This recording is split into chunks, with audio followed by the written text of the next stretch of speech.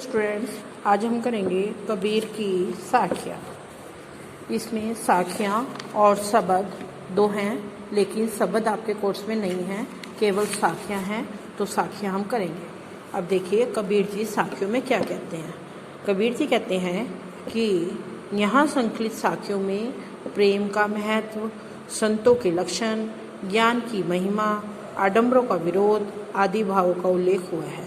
पहले शब्द पद में बाह्य आडंबरों का विरोध अपने भीतर ही ईश्वर की व्याप्ति का संकेत है कि जो ईश्वर है वो हमारे अंदर ही व्याप्त है, बाह्य आडंबर करने की हमें कोई भी आवश्यकता नहीं है।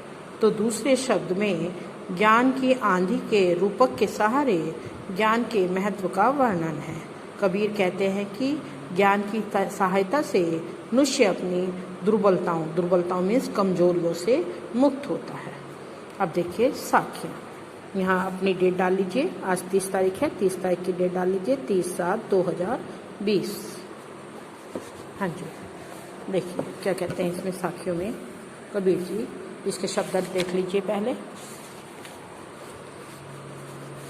सुभर अच्छी तरह भरा हुआ, केली कीड़ा मीन्स खेल, मुक्ताफल मोती, दुलीचा कालीन छोटा आसन, स्वान कुत्ता, झक मारना मजबूर होना, पखा पखी पक्ष विपक्ष, कारणे कारण, सुजान चतुर ज्ञानी, निकटी निकट नज़दीक, काबा मुसलमानों का पवित्र तीर्थ स्थल, मोटा आटा, जन्मिया जन्म लेकर, सुरा शराब, टाटी पर्दे के लिए लगाए हुए बांस आदि की पट्टियों का पल्ला, धुनी स्तंभ या टेक, बलिंडा छप्पर की मजबूत मोटी लकड़ी, छानी छप्पर, भांडा फूटा भेद खुला, निर्चू थोड़ी सी, चूहे चूता है रिश्ता है, बूठा बरसा, खीना भी क्षीण हुआ। अब देखिए ये आपका डबल मीनिंग, ये आपके साखियाँ हैं। आप बड़े ध्यान से इनको समझेंगे। ये इसका साधारण अर्थ नहीं है, प्रतीक अर्थ है, इसलिए सभी ध्यान से देखेंगे। मान सरोवर सूरभ जल, हंसा केली कराई, मुक्ता फल मुक्ता चुगे, अब उड़ी अनंत ने जाए। मान सरोवर मन रूपी सरोवर, मन रूपी तालाब में सुभर जल, मन रूपी जो सरोवर है वो क्या है, उसमें पवित्र जल से वो भरा हुआ है। जो मन रूपी सरोवर है वो उसमें जो है मन रूपी सरोवर में जो है जो आत्मा रूपी जीव जो है वो विचरण करता है।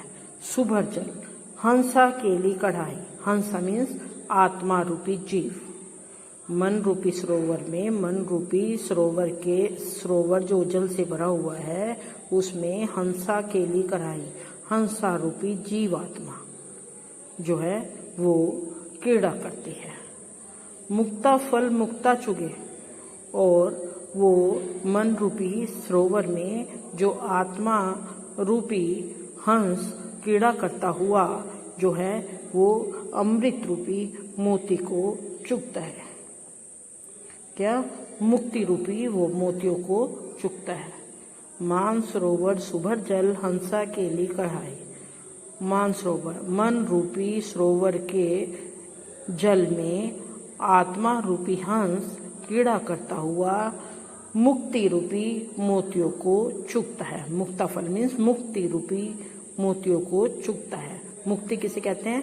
जब मनुष्य इस सांसारिक बंधनों से मुक्त हो जाता है, मुक्ति रूपी मोतियों को चुगता है। और अब उड़ी अनंत ने जाए, मुक्ति रूपी मोतियों को चुगते हुए वो क्या हो जाता है, इस संसार से मुक्त हो जाता है और परमात्मा से जाकर ये आत्मा मिल जाती है।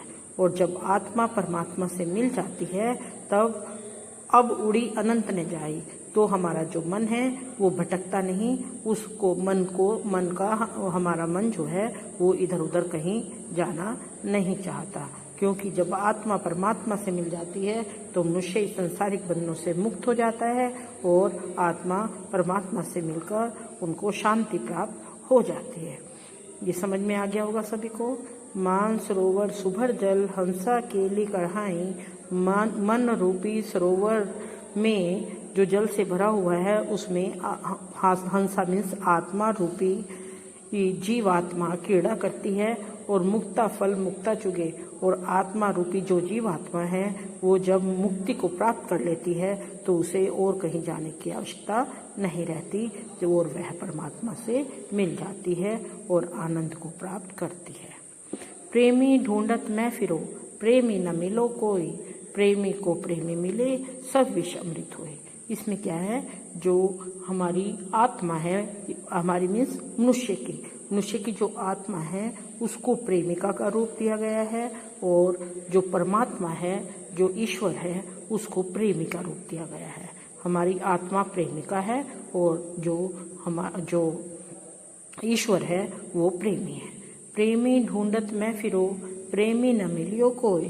कि मैं इस संसार में अपना सच्चा प्रेमी ढूंढता हुआ फिरा, लेकिन सच्चा प्रेमी कोई नहीं मिला। प्रेमी को प्रेमी मिले, लेकिन जब इस आत्मा रूपी प्रेमिका को परमात्मा रूपी प्रेमी मिल गया तो सब विष अमृत हुए। जो सब प्रकार की विषय वासनाएं, इच्छाएं थी वो सब नष्ट हो गई, और जो विषय वासनाएं थी वो नष्ट हो गई और वे अमृत के समान हो गई। सारी विषय वासनाएं नष्ट होकर अमृत के समान हो गई और आत्मा तृप्त हो गई। जब आत्मा का परमात्मा से मिलन हो गया। क्या आप दोबारा देखिए एक बार। प्रेमी ढूंढत मैं फिरो, प्रेमी मिले न कोई। ये जो आत्मा रूपी प्रेमिका है वो अपने प्रेमी को ढूंढते हुए पूरे संसार में इधर उधर ढूंढती फिरती है, लेकिन उसको कोई भी सच्चा प्रेमी नहीं मिलता।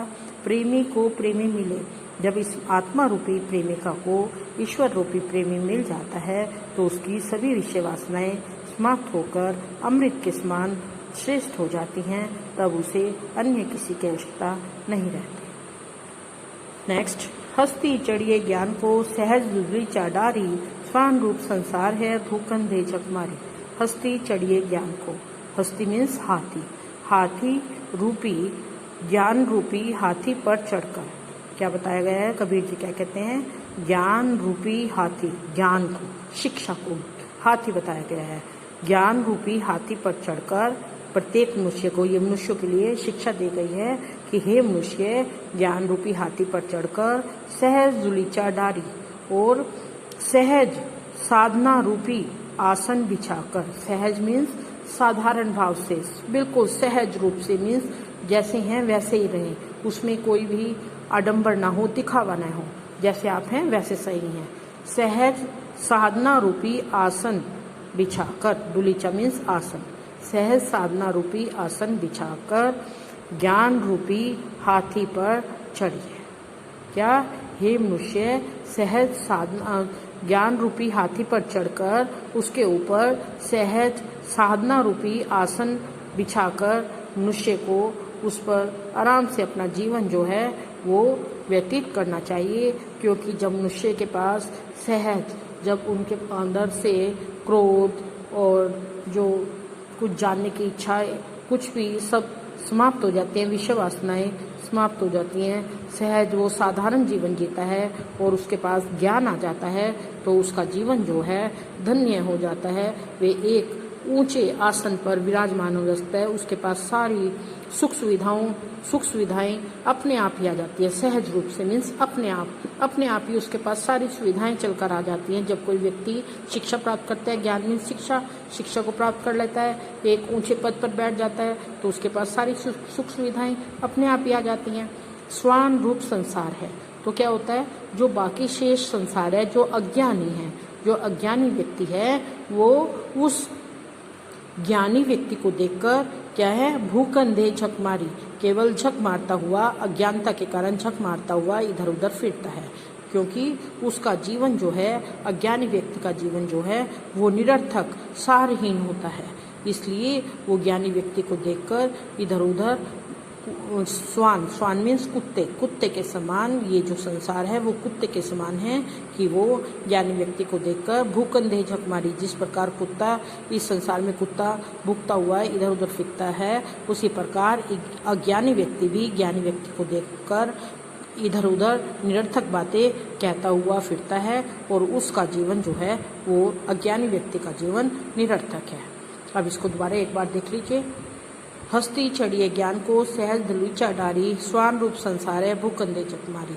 ज्ञान रूपी हाथी पर चढ़कर सहज साधना रूपी आसन पर बैठ जाना चाहिए और जिससे कि उस व्यक्ति का, उस मनुष्य का जीवन धन्य हो जाता है। यह संसार तो कुत्ते के समान है, भूखंदे चकमारी, उनके संसार की बातों पर ध्यान नहीं देना चाहिए क्योंकि अज्ञानी व्यक्तियों का जीवन तो निरर्थक होता है।